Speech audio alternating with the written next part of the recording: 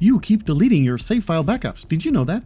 No Man's Sky does keep you a spare copy. Exactly one. Well, kinda. There's a restore point and an autosave, and every time the game saves, it writes over the one before it. So if something goes wrong and you keep playing, the only version worth having is gone within minutes, and you are the one who did it. Cloud Sync, I hear you say. Nope, not gonna help you. A Cloud Sync is not a backup. It keeps your machine in sync, and it will keep a corrupted save in sync just as happily. An update is coming. There always is. This one is called Cosmos, probably a big one, and nobody outside HelloGames knows what's in it. GoodGuysFree here, so let's get started. Quick thank you to my Discord staff and volunteers. Here's how this works. What you should protect depends on what is about to change, but we don't know what's about to change, do we? But we can still consider what's likely to happen in a big update and what is less likely and prepare. We'll go over some possible changes using Cosmos Update for examples. This is not about a specific update though, so no speculations, only ways to prepare using what we think might be in Cosmos to drive our examples. After Worlds Part 1, the water came up on one of my own planets. That is my beach. Those are my sun loungers. And that is the sea, which used to be a bit further out and lower. Video on your screen. Other players had it worse. Paradise planets came back toxic. Toxic planets came back beautiful, which is lovely, unless you built there on purpose. And some players who used their freighter to hop to another galaxy arrived to find they did not have a freighter anymore. That one is reported. It is not something I tested, but it was reported a lot. The odds of losing something are slim. They have never been zero. Okay, some theories and what each one costs you. Planet and biome generation changes, the big one, and the one with the most history behind it. Frontiers did it, Next did it, Origins did it, Worlds Part 1 did it, Worlds Part 2 did it, each one to varying degree. If it happens again, two things. One, back up your save, and I will show you how in a few minutes. Two, go to your existing bases, at least the more important ones, and take a few before screenshot. Your teleporter list will still take you to all your bases, but the screenshots are the only before pictures you're ever going to have, which is the only way you will know what actually changed. You might need those to report to HelloGames' Zendesk. And a third thing, which is where you are standing when it lands. If the ground gets rewritten while you are logged out inside a base, you can load back in inside solid rock. That happened to people after Worlds Part 1. You can dig your way out, but it is a horrible 10 minutes, and I will come back to how you avoid it entirely. Freighter overhaul. If this one lands, the preparation is simple, and it is a do not galaxy hop right after an update. This is the exact thing that ate people's freighters after Worlds Part 1, and it is the cheapest mistake on this list to avoid. Probably a good idea to wait with galaxy hopping for a few days anyway. Player-owned space stations. If this one is right, there is something you can do now to prepare, which might be more difficult later. Station override items come from missions in pirate systems. If station ownership turns out to be real, those are probably going to matter, and you will want more than one. Captain Steve made this point first, and it is a good one. Go and stock up. Hold that thought about stations, I am coming back to it because it causes a problem later in this video. An expedition along the update. Very likely, very easy. Free up a save slot. That is it. If you want to play a new expedition as a fresh start, you need somewhere to put it, and the game gives you 15 slots, which sounds like plenty right up until it is not. I have a tool for Steam and PC Game Pass to quickly free up slots without losing save files, and I'll show it towards the end of the video, so stay tuned. New Quicksilver items. Do some Quicksilver missions now. Nothing else to it. If a new batch of items shows up and you are sitting at 0, you are farming while everybody else is buying. Remember that if you buy a Quicksilver item from one save file, you can collect it for free from any other save file. Also, if the update comes with an expedition and you started it from the Space Anomalies Expedition Terminus, you can do Nexus missions inside the expedition and the Quicksilver will carry over to your main save file when you finish. But if you want, you can return to your main save, run the same Nexus missions twice, inside and outside, worth keeping in mind. Mods. If you play with mods, disable them at least. Every big update breaks mods. Worlds Part 2 changed the way mods work, making a lot of the mods much more resistant to game file changes. That's true, but that is a poor guarantee. Game updates will break mods. That is not a complaint. That is just how it works. Mods assume something about the internals of the game files, and updates change the internals of game files. A game that will not start after an update looks exactly like a broken save, right up until you find out that it is not. The famous disablemods.txt file stopped working after Worlds Part 2. Mods now live in game data, in a folder called mods, and there is a settings file that switches them off. Both paths are in the description.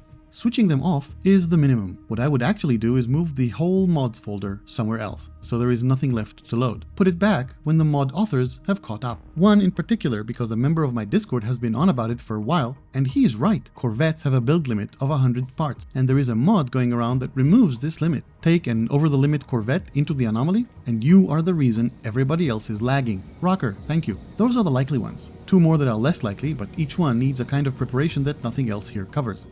a galaxy or universe reset. HelloGames did this back in Beyond, a major reset. Other updates also caused significant changes to planets, even if not a full reset. I do not think it is coming, but if it did, the only thing that you want is those same before shots to remember your bases. A starship rework, very unlikely, but if ships get reworked, a full save backup rolls back everything, including all the progress you make after the update. If you would rather keep the progress and just recover one lost ship, there is a save editor that exports ships and multi-tools one at a time. Details in a moment. Now the part nobody else is going to tell you.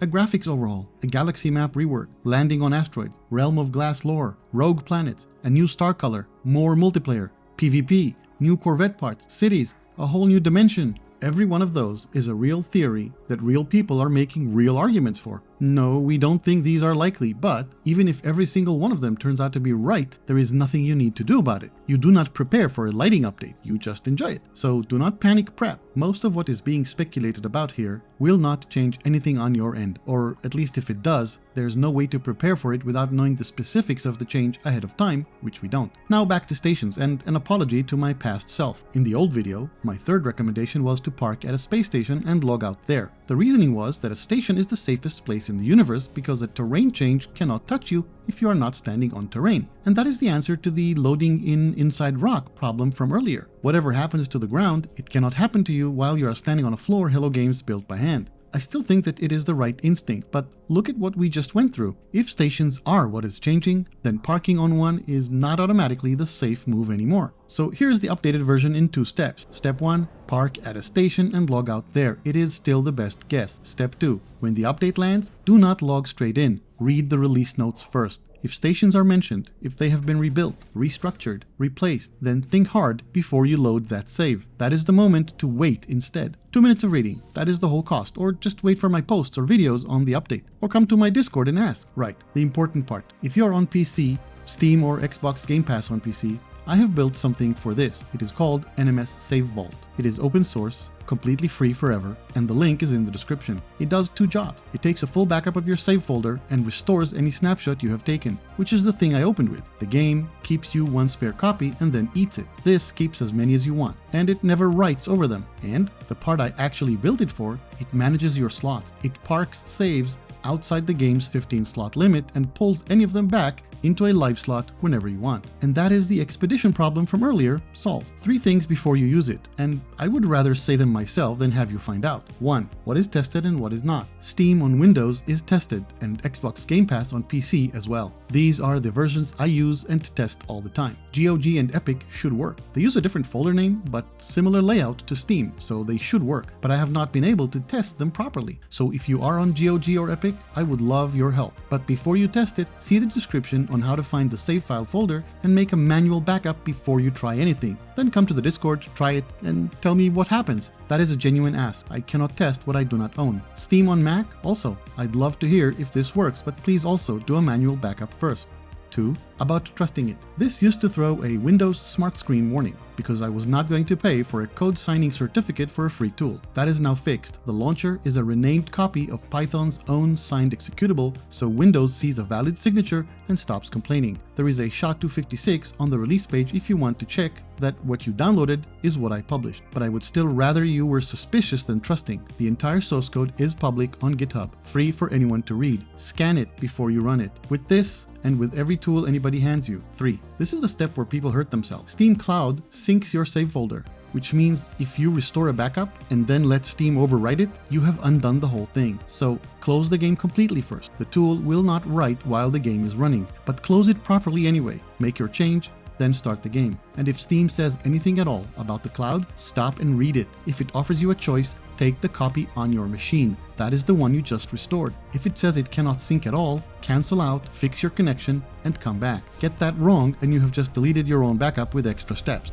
Consoles. I went and checked these again because the menus have moved since I last covered this. I'm going to be quick about each one because the long version is in my older video, card in the corner, and every per platform link is in the description. PlayStation 5, settings, system software, backup and restore, and saved data is one of the things you tick. You cannot copy a single PS5 game save to a USB stick. So it is that whole console backup or PlayStation Plus Cloud. And there is a whole video just for PS5 filmed by Street Bandit 2011 walking the USB drive part properly. Better than anything I could squeeze in here, card in the corner.